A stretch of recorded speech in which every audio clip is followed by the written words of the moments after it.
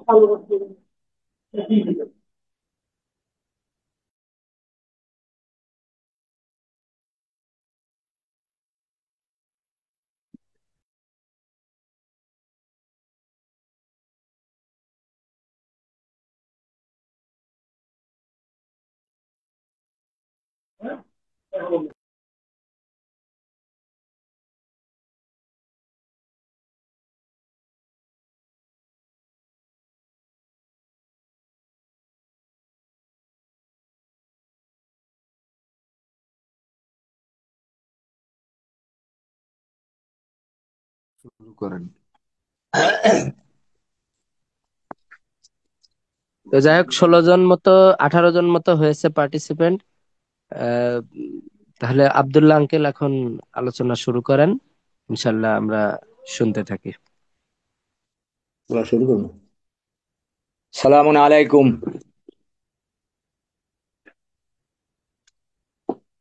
সালামুন আলাইকুম। জি, সালামুন আলাইকুম। আপনার কথা শোনা যাচ্ছে, ক্লিয়ার শোনা যাচ্ছে। আচ্ছা, আপনি আলোচনা আলহামদুলিল্লাহ। শুরু করেন। বিসমিল্লাহির রহমানির রহিম। রব্বি আউযু বিকা মিন হামাজাতিশ শায়াতিন ওয়া আউযু বিকা রব্বি আইয়াহদুরুন। বিষয়টা হলো, আমি সুদ সম্পর্কে দুই চারটা কথা বলতে চাই। আমার মন যেটা বলে, কেউ বিশ্বাস করুক কেউ না করুক, যার মনোভূত হবে কোরআনের উত্তম হাদিসের আলোকে মেলবে সে আমল করবে। যে তার কথা, আমার কথা কোরআনের উত্তম হাদিসের সাথে না মেললে তাকে আমল করার দরকার নাই, সে ছুঁড়ে ফেলে দেখ। বিষয়টা হলো সুদ। যদিও কোরআন মাজিদে সুদ প্রসঙ্গে যেমন 8 জায়গায় রেবা শব্দটা আছে, 8 জায়গায় রেবা শব্দের অর্থ সুদ। এখন দুইটা তিনটা আয়াতে বলা আছে যে তোমরা সুদ খাইও না। সূরা আল ইমরানের 130 নম্বর আয়াতে বলা আছে, এবং 2 নম্বর সূরা বাকারার 174 নম্বর আয়াতে বলা আছে যে তোমরা সুদ খাইও না, কিন্তু সুদ দিও না, এমন কথাটি কোরআন মাজিদের উত্তম হাদিসের আলোকে একটা জায়গায়ও আসে নাই। এখন আসে নাই, সেই সুবাদে আমরা সুদ দেব। 3 টাকায় 3 টাকা চাইরে না দেব। ওই যাদের টাকা আছে তারা তো টাকা নিয়ে বসে থাকবে বা মুখ হাক করিয়া থাকবে, হ্যাঁ, পয়সা, বাড়তি পয়সা, বর্ধিত পয়সা পাওয়ার জন্য। কিন্তু কেউ যদি সুদে টাকা লেনদেন না করে, না আনে আল্লাহকে ভয় করিয়া, তাহলে তো তাদের মুখে পড়বে কোরমা পোলাওর পরিবর্তে ধুলাবালি। অপরদিকে আল্লাহ কোরআন মাজিদে 6টা আয়াতে বলছেন, কে দেবে আল্লাহকে উত্তম ঋণ, তাহলে তিনি তাহার আহ সওয়াব বহুগুণে বৃদ্ধি করিয়া দেবেন এবং তার পাপ মোচন করিয়া দেবেন। কাজেই যারা আজকে টাকা লইয়া বসে আছে, কিন্তু তারা দেখবে যদি কোনো রকমে দেখতেই পারে যে আল্লাহ সুদ, আল্লাহ চাইছে কর্জে হাসানা। সুতরাং আজকের আমাদের সমাজে যার কর্জ দরকার, যার ধার কর্জ দরকার, সে আমার কাছে যদি ধার কর্জ চায়, তাহলেই তো তাকে যদি আমি ধার কর্জ দেই, এইটাই তো আল্লাহ আল্লাহ পাইবেন। যেহেতু আল্লাহ তো খায়ও না পরেও না আল্লাহর, আমরা আমাদের যেভাবে বাড়িঘর টাকা লাগে, আল্লাহ তো এইভাবে কোনো খরচাপাতি নাই। তাহলে আল্লাহ চাইছেন একদল মোমেনের জন্য, একদল মুসলিমিনদের জন্য। তো সুতরাং তাকে ধার কর্জ দেওয়া মানেই হচ্ছে আল্লাহকে ধার কর্জ দেওয়া। আর আল্লাহকে ধার কর্জ দেওয়া মানে, আল্লাহকে ধার কর্জ দেওয়া মানে একজন আমার মুসলিম ভাই উপকৃত হবে, যেহেতু সে 4টা 5টা সন্তান নিয়া জীবনযাপন করিতেছে। তার দুইটা সন্তানের যেমন অসুখ বিসুখ হয়েছে, এখন তার নগদ ক্যাশ টাকাও নাই, অথবা একটা বাড়ি ঘর করবে, তার সেখানে টাকা দরকার, তাতেও তার টাকা পয়সা নাই। এখন সেই ব্যক্তি তো কোরআনের ওই আয়াতকে ফলো করবে। যেমন 2 নম্বর সূরা বাকারার আয়াত নম্বর 152, বিসমিল্লাহির রহমানির রহিম, রব্বি আউযু বিকা মিন হামাজাতিশ শায়াতিন ওয়া আউযু বিকা রব্বি আইয়াহদুরুন, ফাযকুরুনি আযকুরকুম আশকুরুলি ওয়ালা তাকফুরুন। অনুবাদ হচ্ছে, যদি বান্দা তুমি আমাকে স্মরণ করো, আমি আল্লাহ তোমাকেই স্মরণ করি।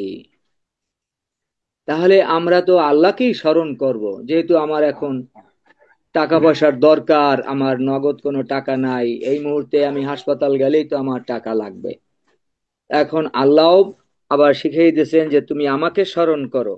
যখন আমি আল্লাহকে স্মরণ করব, আমাদের গ্রাম্য ভাষায় বলে ছাই মাইক্যা, যেমন মহিলারা মাছ কোটে, ছাই মাইক্যা লয়, কারণ ছাই না মাখলে মাছের গায়ে যে লোদ আছে তাতে মাছটা স্লিপ করবে। এই জন্য ছাই মাইক্যা ধরা মানে হচ্ছে হাতে কোনো স্লিপ করবে না, বডিতে আহ দাও বডিতে সে মাছটা করতে পারবে। উদ্দেশ্য তো সেইটা। ছাই তো আমরা কেউ রান্না বান্না করে খাই না। তো আল্লাহকে ওইভাবে ছাই মাইক্যা ধরবো, অর্থাৎ ফাজকুরুনি আযকুরকুম আশকুরুলি ওয়ালা তাকফুরুন। যদি বান্দা তুমি আমাকে স্মরণ করো, আমি আল্লাহ তোমাকে স্মরণ করি। একথা তো সূরা 52 বাকারার 152 নম্বর আয়াত আমাদের পাঠকেরা সবাই আমরা পড়িয়া যাই, কিন্তু দেখা গেছে আল্লাহকে সেই যেভাবে স্মরণ করা দরকার সেভাবে স্মরণ করি না। যার পরিকিবিতে যাদের আছে টাকা পয়সা, তাদেরও অন্তঃকরণ আল্লাহ নরম করিয়া দেন না। আমিও হতাশাগ্রস্ত হইয়া কি করলাম, 20,000 টাকা সুদের উপরে আনলাম। আনিয়া কি করলাম, যে আমি চিকিৎসা বাবদ বা ঘরের খরচা বাবদ আমি এই টাকাটা খরচা করলাম। এইভাবেই তো আজকে সমাজ ব্যবস্থা চলতে আছে। সে তো আল্লাহকে নিশ্চয়ই স্মরণ থেকে বিমুখ রইল, কোরআনের আয়াত আমল থেকে বিমুখ রইল। তো এখানে সূরায় 26 নম্বর সূরায় সুয়ারা, সূরার নামকরণ করছেন সুয়ারা, আর আর বাংলায় বলা হয় কবিগণ। 88 ও 89 নম্বর আয়াতে আল্লাহ কি বললেন, যেমন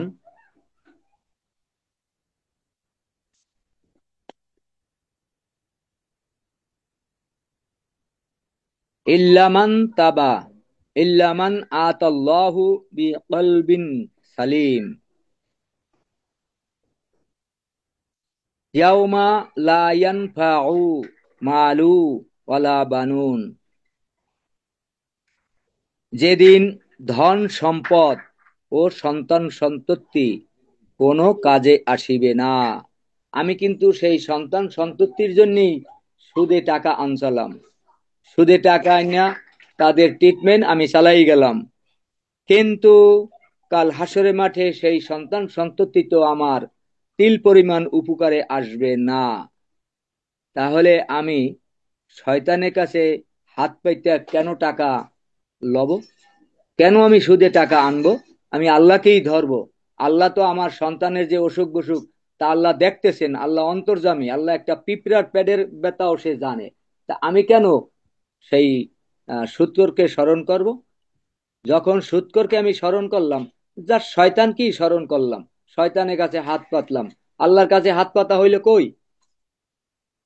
যেমন সূরা বাকারার 174 নম্বর আয়াতে আল্লাহ কি বলছেন, যাহারা নিজেদের ধনেশ্বর্য রাত্রে ও দিবসে, না 275, যাহারা সুদ খায় তাহারা সেই ব্যক্তির নয় দাঁড়াইবে যাহাকে শয়তান স্পর্শ দ্বারা পাগল করে। ইহা এই জন্য যে তাহারা বলে, ক্রয় বিক্রয় তো সুদের মতোই, অথচ আল্লাহ ক্রয় বিক্রয়কে হালাল ও সুদকে হারাম করিয়াছেন। যাহার নিকট তাহার রবের উপদেশ আসিয়াছে এবং সে বিরত হইয়াছে, তবে অতীতে যাহা হইয়াছে তাহা তাহারই, এবং তাহার ব্যাপার আল্লাহর এখতিয়ারে। আর যাহারা পুনরায় আরম্ভ করিবে তাহারাই দোজকবাসী, সেখানে তাহারা স্থায়ী হইবে। আল্লাহ সুদকে নিশ্চিহ্ন করেন এবং দানকে বর্ধিত করেন। আল্লাহ কোনো অকৃতজ্ঞ পাপীকে ভালোবাসেন না। নিশ্চয় যাহারা ঈমান আনে, সৎ কাজ করে, সৎকর্ম যারা করবে, নিশ্চয়ই যারা সুদে লেনদেন করে তাদের কর্ম কিন্তু সৎ না। ভাবার বিষয় কিন্তু, নিশ্চয় যাহারা ঈমান আনে, সৎ আমল করে, সালাত কায়েম করে, যাহারা সুদের সাথে লেনদেন জড়িত আছেন বা আছি, তাহারা সালাত কায়েম থেকে বিরত। কিছুতেই তাদের সালাত কায়েম হচ্ছে না, যেহেতু ওই আয়াত তার অমান্য হইয়া যায়। ফাজকুরুনি আযকুরকুম আশকুরুলি ওয়ালা তাকফুরুন। যদি বান্দা তুমি আমাকে স্মরণ করো, আমি আল্লাহ তোমাকে স্মরণ করি। এখন কোরআনে সুদ দেওয়ার ব্যাপারে কোনো আয়াত নাজেল হয় নাই, আমি সেই সুবাদে কি করলাম, সুদে টাকা আনলাম। তাহলে আমার আমলটা সৎকর্মের ভিতরে থাকে কিভাবে, সালাত কায়েম হয় কিভাবে, এবং জাকাত দেয়, তাহাদের পুনরায় তাহাদের পুরস্কার তাহাদের রবের নিকট আছে, তাহাদের কোনো ভয় নাই এবং তারা দুঃখিত হইবে না। ইয়া আইয়ুহাল্লাযীনা আমানুত্তাকুল্লাহা ওয়া যারু মা মা বাকিয়া মা বাকিয়া মিনার রিবা ইন কুনতুম মুমিনিন। যেদিন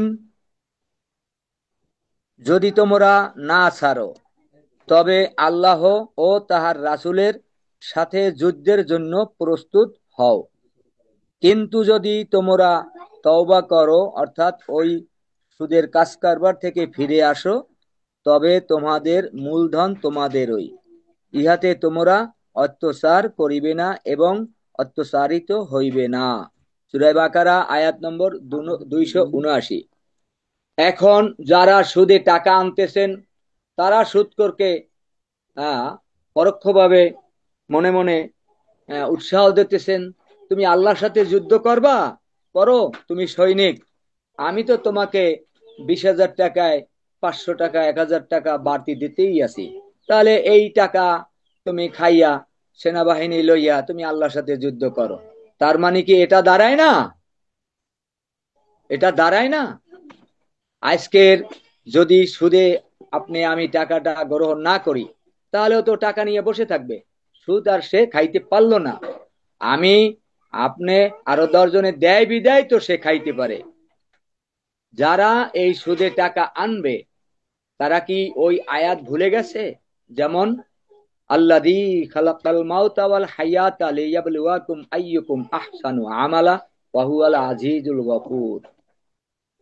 যিনি সৃষ্টি করিয়াছেন মৃত্যু ও জীবন তোমাদিগকে পরীক্ষা করিবার জন্য, আমলের জন্য তোমাদের মধ্যে কে উত্তম, তিনি পরাক্রমশালী ক্ষমাশীল। 66 নম্বর সূরা মুলুক আয়াত নম্বর 2। সুতরাং আমি তো একজন পরীক্ষার্থী, আমাকে 2টা-5টা ছেলে আল্লাহ দিলেন, এখন এদের রোগ ব্যাধি দিয়েছেন, চিকিৎসা করার জন্য নগদ কোনো টাকা নাই, আমি আল্লাহকেই ধরি সাই মাইক্কা। দেখা গেছে আল্লাহ একজন সুদখোর বা ধনটপ্পন ব্যক্তি, তার মন অন্তঃকরণ নরম করিয়া দিল, তার রাত যেমন পোহাইলো যে আমি কাউকে টাকা পয়সা ধার কর্জ দেই বিনা ইন্টারেস্টে, এইরকমের মন মানসিকতা আল্লাহ কি পয়দা করিয়া দিতে পারেন না? আল্লাহ কি কঠোর? নিশ্চয়ই আল্লাহ পারেন, আল্লাহ কঠোর না, সহনশীল। কিন্তু কার জন্য আল্লাহ ওদের অন্তঃকরণ নরম করে দেবে? কার জন্য দেবে? সেই তো শয়তানের কাছে হাত পেতে বসে থাকে, সে তো আর আল্লাহকে স্মরণ করলো না। ভাবার বিষয়, কথাগুলো লইয়া ভাববেন। আমাদের এই কোরআনের আলোচনার ভিতরে যারা নাকি আমরা আছি, অনেকেই সুদের সাথে জড়িত, ওই কথার সুবাদে যে আল্লাহ তো খাইতে নিষেধ করে না, দিতে নিষেধ করে না। আরে দিতে নিষেধ না করলে তাই বলে কি আমি শয়তানের কাছে হাত বাঁধবো? তাহলে তো সূরা বাকারার 152 নম্বর আয়াত বাদ দেওয়া হইল, অমান্য করা হইল। ফাযকুরুনি আযকুরকুম আশকুরুলি ওয়ালা তাকফুরুন। আমাদের কোরআনের পাঠক ভাইগণ 20 বছর ধরিয়া এই কোরআন নিয়া স্টাডির মধ্যে কি আনাইলো 20 বার পড়ে নাই, কিন্তু কই তারা তো আল্লাহকে স্মরণ করে না। তা আল্লাহকে স্মরণ যদি নাই করি আসল পয়েন্টের উপরে, তাহলে এই কোরআন তেলাওয়াত সকাল সন্ধ্যা শুক্রবারে জুম মিটিং এই আলোচনায় সময় দিয়ে লাভই বা কি হবে? অর্থাৎ আমরা পরীক্ষার্থী, পরীক্ষায় পাশ করতে হবে। সুতরাং যে আল্লাহ আমার সন্তানকে রোগ ব্যাধি দিল, সে আল্লাহ আমার অন্তর দেখতেছেন। আমি কি শয়তানের কাছে হাত পাততেছি না আল্লাহর দিকে সে থাকলাম?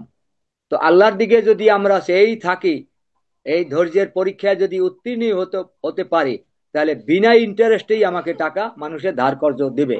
তার প্রমাণ আমি আমার জীবনে বহুত পাইছি, আরো সামনে আশা করি ইনশাআল্লাহ পাবো।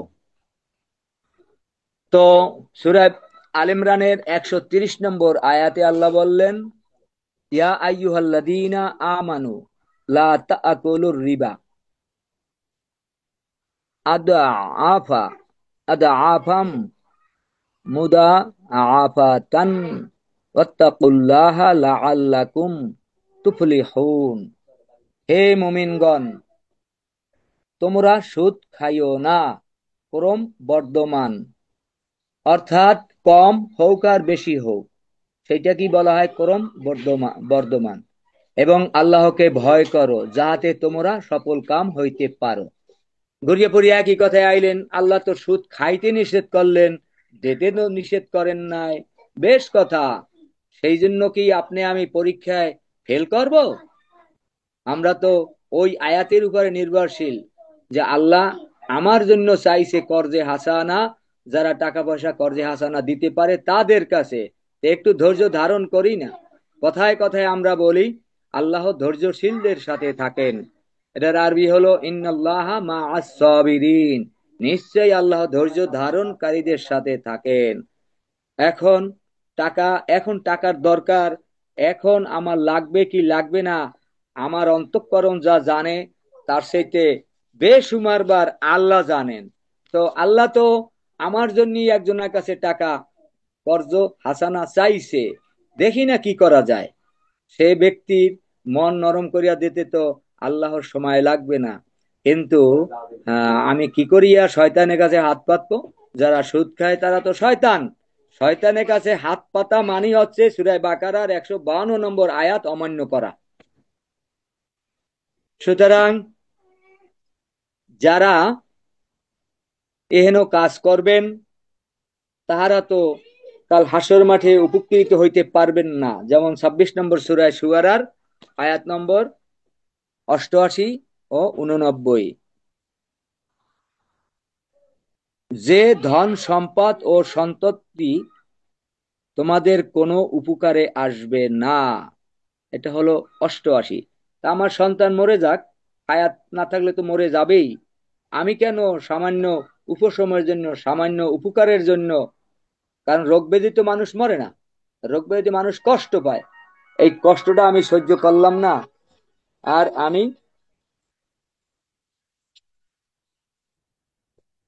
আমি কি করলাম?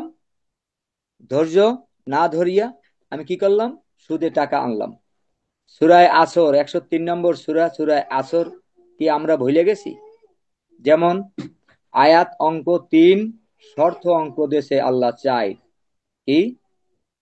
কল আসরি, কসম আসরের।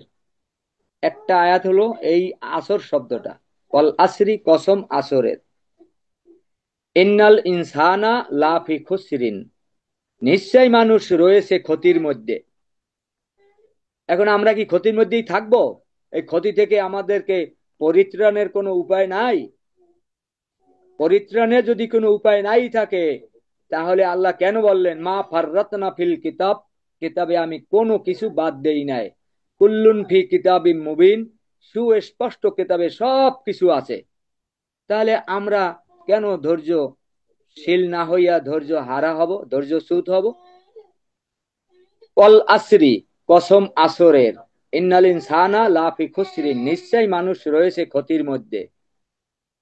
তারপরের আয়াতটাতে কি বলছেন?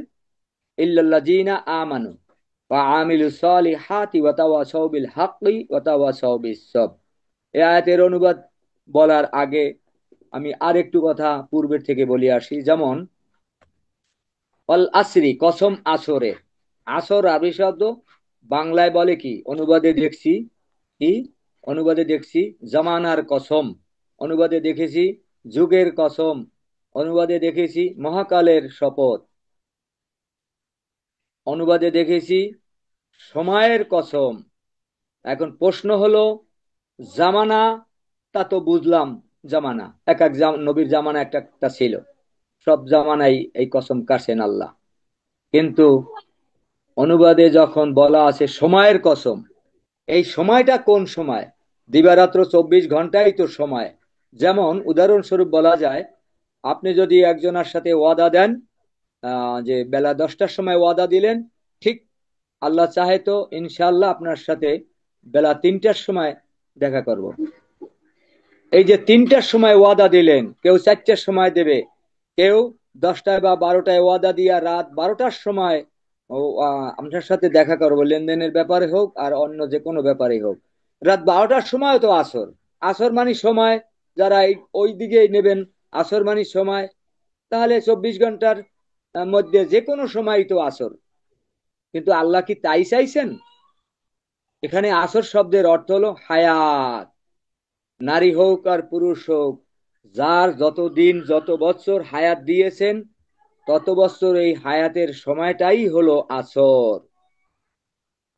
তো আল্লাহ মানুষের হায়াতের উপরে শপথটা করলেন। যেমন একজন ব্যক্তির কোটি কোটি টাকা থাকতে পারে, বিঘায় বিঘায় সম্পত্তি থাকতে পারে, তার একটা দুইটা তিনটা স্ত্রীও থাকতে পারে, তার 1 ডজন ছেলে সন্তানও থাকতে পারে, কিন্তু দেখা গেছে তার হায়াত যতদিন আছে, এই ছেলে সন্তান তার উপকারে আছে, জায়গা সম্পত্তি কোটি কোটি টাকা তার উপকারে আছে। যেদিনকার হায়াত তার শেষ হয়ে যাবে, তখন এই সমস্ত টাকা পয়সা অর্থ সম্পদ ছেলে পেলে কিছুই তার কল্যাণে আসবে না, উপকারে আসবে না। তাহলে দেখা গেল কোটি কোটি টাকার চেয়ে হায়াতের যে মূলধন, হায়াতের যে মূল সময়, এইটাই তো আসর। আল্লাহর ইচ্ছায় আমি মনে করি, আপনারা কে কি মনে করেন কি করেন না আমি তা জানি না। তো কথাটা মিলিয়ে দেখবেন, হায়াত আছে বিদায় তো আপনার মূল্য, হায়াত নাই আপনার কোনো মূল্য নাই। তো আল্লাহ কি বললেন? ইল্লাল্লাযীনা আমানু ওয়া আমিলুস সালিহাতি ওয়া তাওয়াসাউ বিল হাক্কি ওয়া তাওয়াসাউ বিস সবর। তবে উহারা ক্ষতির মধ্যে নাই। 1 নাম্বার, যারা নির্ভেজাল রূপে আল্লাহতে বিশ্বাস করে। আমি পূর্বের কথা আবার যাই, যারা সুদের সাথে লেনদেনে আছেন, তারা নির্ভেজাল রূপে আল্লাহতে বিশ্বাস হারাইয়া ফেলিলেন। তা না হলে আপনি কেন শয়তানের কাছে হাত পাতবেন? ও, সুদ দেওয়ার কথা কোরআনে একবারও নিষেধ নাই, সেই সুবাদে তাহলে তো আপনি বাকারার 152 নম্বর আয়াত ভুলেই গেলেন। তাহলে আপনি নির্ভেজাল রূপে আল্লাহতে বিশ্বাস করলেন কোথায়? শর্ত নম্বর 4, উহারা ক্ষতির মধ্যে নাই। 1 নাম্বার, যারা নির্ভেজাল রূপে আল্লাহতে বিশ্বাস করে, সৎকর্ম করে। এখন সৎকর্মের ভিতরে কি সুদ দেওয়ার কথা আছে? যে আমি ঠেকছি আর অমনি আমি সুদে টাকা লেনদেন করব শয়তানের কাছে হাত পাইতা, সেটা কি সৎকর্মের ভিতরে পড়ে না সৎকর্মের থেকে বাহিরে চলে যায়? এটা আমাকে খেয়াল করতে হবে না? যেমন আপনারা আমার পেশা সম্পর্কে অনেকেই অবগত আছেন। আমি একবার সিলেট গেছিলাম, এটা উদাহরণস্বরূপ বলছি। তো চৌরাস্তায় লাল বাতি জ্বলছে, ডাইনেও যাওয়া যাবে না, সোজাও যাওয়া যাবে না।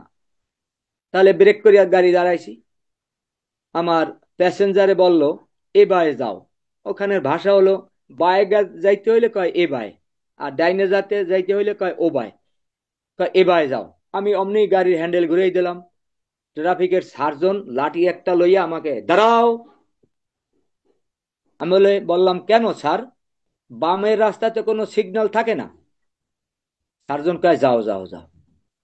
আর যদি আমি এই কথাটুক নাই বলতে পারতাম, একটা বাড়ি যে দিতে বুড়াদুরা মানতে না, তাহলে নিশ্চয়ই এই বাড়িটা থেকে রব্বুল আলামিন আমাকে রক্ষা করলেন। যেহেতু আমি জানি যে বামের রাস্তায় কোনো সিগন্যাল থাকে না, সিগন্যাল থাকে ডাইনে আর সোজা। এটা উদাহরণস্বরূপ বললাম এই জন্য যে বামের রাস্তায় সিগন্যাল থাকে না, আমি বামের রাস্তায় ঠিকই চলে গেছি, ডাইনের রাস্তায় তো আমি যাইতে পারবো না। ঠিক তদ্রূপ উদাহরণটা কেন টানলাম, যে আমাকে সুদ দিতে নিষেধ করে নাই, তাই বলে তো আমি ডাইনেও যাইতে পারবো না, বামের রাস্তায়ও যাইতে পারবো না। তবে হ্যাঁ, বামের রাস্তায় যাইতে পারবো। আমি তো অপেক্ষায় থাকবো আল্লাহর সাহায্য আমার উপরে কখন আসবে, সেই পর্যন্ত যদি আমার সন্তান মরে মরুক, বাঁচে বাঁচুক, উপকার পাওক, উপকার নাই পাওক, কষ্ট পাওক আর কষ্ট নাই পাওক পাওক, আমি তো সেই ধৈর্য ধারণকারীদের সাথে থাকবো। ধৈর্য ধারণকারীরা তো কশ্চিন কালেও সুদে লেনদেন করতে পারে না, শয়তানের কাছে হাত পাইতা। তো যারা নির্ভেজাল রূপে আল্লাহতে বিশ্বাস করে, এক, সৎকর্ম করে, নিশ্চয় যারা সৎকর্ম করবে তারা শয়তানের কাছে কিছুতেই হাত পাততে পারে না। যারা শয়তানের কাছে হাত পাতবে তাদের কর্মটা আর সৎ থাকে না। যারা সৎকর্ম করে উহা পরস্পর পরস্পরকে দাওয়াত রূপে পৌঁছাইয়া দেয়। এখন আমি যদি শয়তানের কাছে হাত পাইতা টাকা নিতে পারি, তাহলে আমি একজনকে উপদেশ দেব কিভাবে? জানি জানি, আপনি তো নিজে একজন সুদখোর, কিভাবে আমি সুদ, আমি তো সুদ খাই না। তা সুদ তো আপনি দেন। তো যে দেয়, যে খায় সেটা হলো সেকেন্ড পাপি, আর যে খায় সে হলো ফার্স্ট পাপি। আপনি হলেন ফার্স্ট ক্লাস পাপি। আপনি আবার মশলা কইতে আছেন, আপনি আবার উপদেশ দিতে আছেন। আমার মন, আমার বিবেক বলে যে সুদ খায় সে হলো সেকেন্ড পাপি, যে দেয় সে হলো ফার্স্ট পাপি।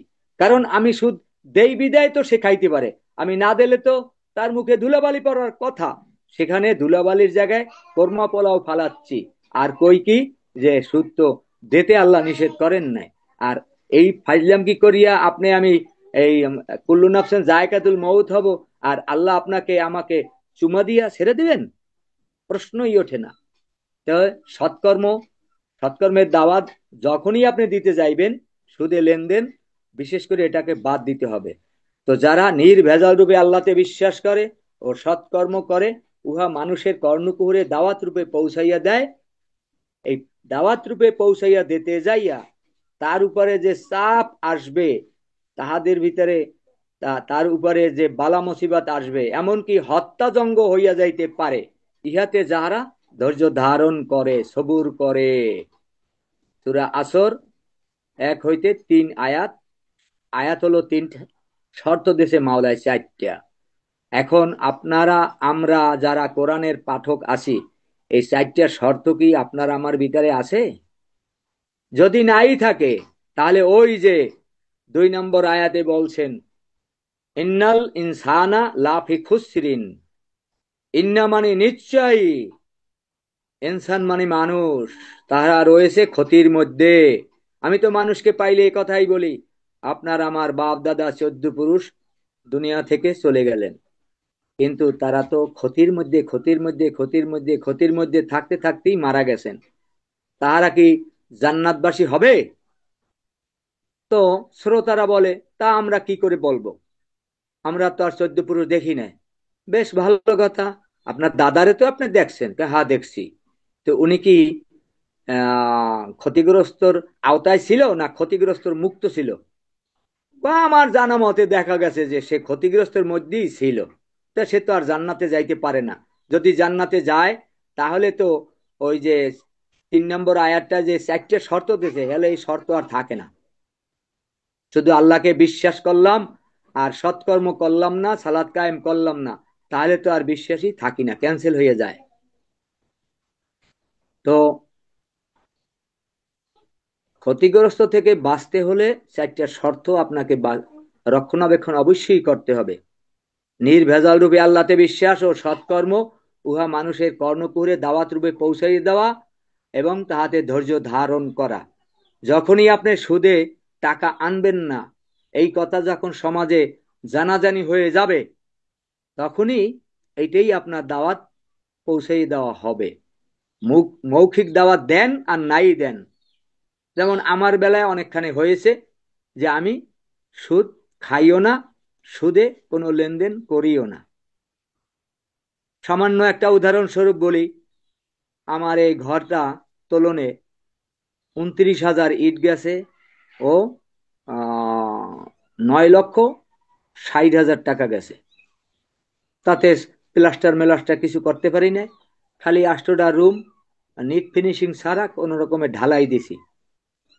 এখন এই যে টাকা আমি কোথায় পাইলাম, বিষয়টা তো উদাহরণস্বরূপ বলছি। এই আমার নগদ ক্যাশ আসলে 72,000।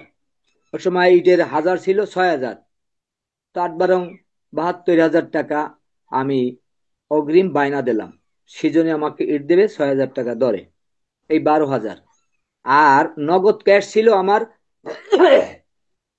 95,000 টাকা। এদিক সেদিক থাকলে খরচা হয়ে যাবে বা চুরি ডাকাতি হয়ে যেতে পারে, এই জন্য আমাদের এখানে ডাচ বাংলা ব্যাংক আছে, ডাচ বাংলা ব্যাংকে আমি টাকাটা জমা রাখছি 95,000 টাকা। আর ওদিকে ঈদের বাবদ দিলাম 72,000 টাকা। এই জমা চালান লইয়া আমি এই ঘর ধরছি। তাতে আমি এমনি মানুষের কাছে যা দায়িত্ব দেওয়া হয়েছি শুধু শুধু কর্জের উপরে, কোনো সুদের উপরে না। সে টাকাটা আমি ইনশাল্লাহ পরিশোধ করে দিয়েছি সম্পূর্ণ। তবে আমার মেজ ভাই এবি কামাল, উনি দিয়েছেন 32,000। আর আমার ছোট ভাই ইউসুফ দিয়েছেন 55,000। এই টাকাটার নেওয়ার জন্য আমাকে এ পর্যন্ত চাপ সৃষ্টি করে নাই। আর করবে কিনা তা তাদেরই ব্যাপার। তবে আমার আল্লাহ 3 ছেলে রাখছে। আমি বলছি যে দেখ বাবা। কেন কেন কেন আপনি এই কথা বললেন কেন, যে তারা আমাকে টাকা নেবে কিনা চাপ সৃষ্টি করে না, এই কথা কেন বললেন? আমরা তো ওই সময় দেওয়ার সময় বলেই দিয়েছি যে টাকা আমাদেরকে দিতে হবে না, দিলেও আমরা নেবো না, এটা ফেরত নেবো না, এটা তো বলেই দিয়েছি। তারপরও আমার মনের আশা, যেহেতু আমি তোমাদের বড়, আপনি বলবেন আমি হাত পাচ্ছি যে আমার ও টাকা বড়গুলোকে তারা নিবে টাকাটা না বলে নিচ্ছি, দিয়েছি। আমার জীবদ্দশায় দিতে পারলে তো দিলাম। ইনশাল্লাহ আমি চলে গেলে আমার 3 ছেলে ভাগ করে দেবে, এটাই 3 ছেলের কাছে আমার আমরা তো ওসিয়ত। বলছিলাম ওটা তারপর তো নেবো তোমরা না। যদি না নাও, তোমরা যদি না নাও ফিরাই দাও, এটা তোমাদের ব্যাপার। এই কারণ সাবজেক্টটা তুমি, বাদ দিলেই ভালো হয় মনে হয়। যাক বাদ দিলাম। এখন আল্লাহ তো আমাকে এই সুদে লেনদেন ছাড়া এই ঘরটা আমাকে উঠাইয়া দিলেন। কেমন তারা দিলেন তা আমি নিজেই কল্পনা করতে পারি না। তবে আমার কাঁচা ঘর আমলে আমি মানুষকে সুদ ছাড়া টাকা ধার কর্জ দিছি, যার ফল আমি এই ঘর দরিয়া পেয়েছি। যার সাথে দিন ইসলামের ব্যাপারে হা পারবে যে আচ্ছা আমার লাগে ইয়া বাজাবাজি, আব্দুল আঙ্কেল, এর মানে লাগে পরে আমার হাত বলতে মিলেন মনে না। থাকবে না। এও আপনি আমাকে আলোচনার 50,000 টাকা আমার কথা কর্জে কি শুনতে হাসানা দেয়। পাচ্ছেন? হ্যাঁ। আপনার আলোচনার সময়কালে ধরেন আলোচনা তার বেশি নাই, 33 মিনিট পার হয়ে গেছে অলরেডি। তা আলোচনার এই সময়কালে হয়, একটা আর প্রশ্ন আমার বইতে আসছিল। দেখা যায় আর 6 মিনিট বাকি আছে। হ্যাঁ, তো এই প্রশ্ন আসছিল, একটা প্রশ্নটা ছিল এরকম, এই হ্যাঁ, রবিউল ভাই কোরআন থেকে আসলে সুদের সংজ্ঞা জানতে চেয়েছে, সুদ আসলে কি। তো এই বিষয় কি আপনার জানা আছে? কোরআন থেকে কোনো সুদের সংজ্ঞা কি আপনার জানা আছে? এখন আর 5-6 মিনিট আছে, এর ভিতরে কি বা বলতে পারবো। সুদের সংজ্ঞা বলতে ক্রমবর্ধমান। আপনি 1 টাকা সুদে টাকা আনিয়া যদি 10 পয়সা দেন, এটাও সুদ। আর যদি 1 টাকায় 8 আনা নেন, এটাও সুদ। 1 টাকায় 1 টাকা নিলেও সুদ। আমার জ্ঞানে এতটুকুই ধরছে, আমি এতটুকুই বললাম। না মানে উনি কোরআন থেকে বিষয়টা জানতে চেয়েছিল।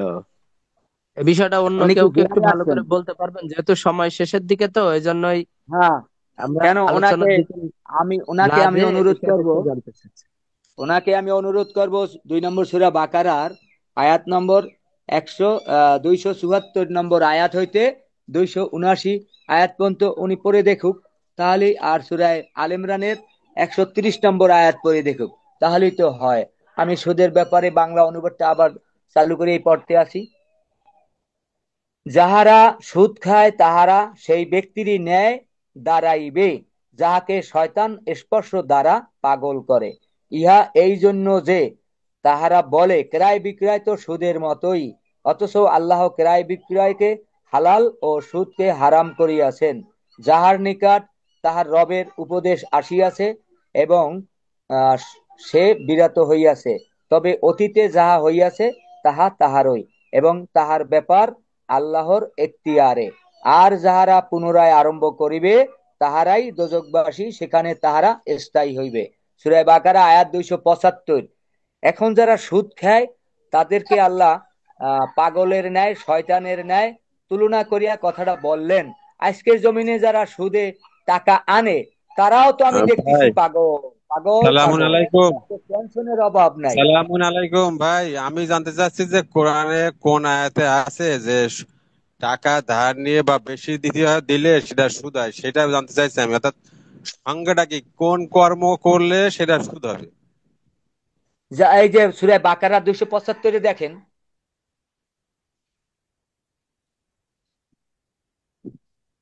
আবার সূরা আল ইমরানের 130 নম্বর আয়াতে যারা ক্রম বর্ধমান হারে সুদ খায়, তা আপনিই তো কম টাকায় হোক বেশি টাকায় হোক তাকে সুদ খাওয়াচ্ছেন, না আনলেই তো সে আর খাইতে পারলো না। না না, মানে টাকা দিয়ে টাকা বেশি নেওয়া, এটা যে সুদ, এটা কোরআনের কোন আয়াত দিয়ে বোঝানো হয়েছে সেটা জানতে চাইছি আমি। না, সেটা তো আর আপনাকে ওইভাবে দেখানো সম্ভব না। আপনি এটা তো ন্যাচারালি বোঝেন যে যেমন 20,000 টাকা নিয়ে 2,000 টাকা যদি বর্ধিত টাকা নেয়, এইটাই তো সুদ, আরবিতে বলা হয় রেবা। আচ্ছা, সময় বেশি তো নাই, হোক। আমি একটু বলি এবারে হ্যাঁ হ্যাঁ, বিষয়ে, বলেন। অল্প একটু হ্যাঁ, বলি বলেন যেহেতু বলেন বলেন। সময় নাই তো। হ্যাঁ, আচ্ছা, বলেন। ওই নিজে আচ্ছা দেখাচ্ছে, আমি একটু ওইদিকে যাই। ওই আহ, আমরা ইয়েতে যাই, কোন সূরায়, 3 নম্বর সূরার 130, উনি যেটা দেখাতে চাচ্ছে এই আয়াতটা, আমরা যাই 3 নম্বর সূরার হ্যাঁ, 130। 130 নম্বর আয়াত। হ্যাঁ, আমি এখানে বের বলছে করি আয়াত, মমিনগণ। সময়েরও তো আব্দুল্লাহ ভাই কম। মাইকটা বন্ধ রাখেন, এই আব্দুল্লাহ ভাই মমিনগণ, মাইক হ্যাঁ। বন্ধ রাখেন। সূরা বাকারা আল ইমরানের 130 নম্বর আয়াত, হে মমিনগণ, এখানে এখানে তোমরা সুদ বলতেছে, খাইও না। হে বিশ্বাস স্থাপনকারীগণ, তোমরা চক্র বৃদ্ধি হারে সুদ খেও না, আর আল্লাহকে ভয় করতে থাকো, যাতে তোমরা কল্যাণ অর্জন করো। কোরআনে রিবা শব্দ অর্থ অনেক কিছু ব্যবহার করা হয়েছে, বেশ কিছু আয়াতে সুদ ব্যবহার করা হয়েছে, বেশ কিছু আয়াতে সম্পদ বৃদ্ধি ব্যবহার করা হয়েছে, আবার বেশ কিছু আয়াতে অন্য কিছু ব্যবহার করা হয়েছে। তো চক্রবৃদ্ধির একটা জিনিস আপনি একটু মাথায় রাখেন, আমি এটা এখনই বোঝাচ্ছি না। আপনি চক্রবৃদ্ধি হারে যে আপনাকে নিতে নিষেধ করলো, এটা তো আপনাকে নিষেধ করছে, সেটা সুদ হোক বা না হোক। ধরেন আরবিতে রিবাই, আমরা রিবার শব্দ নিই, কিন্তু আপনাকে চক্রবৃদ্ধি থেকে নিষেধ করলো, এটা একটু মাথায় রাখেন। আর আমরা পরবর্তীতে আসি 4 নম্বর সূরার 161 নম্বর আয়াতে।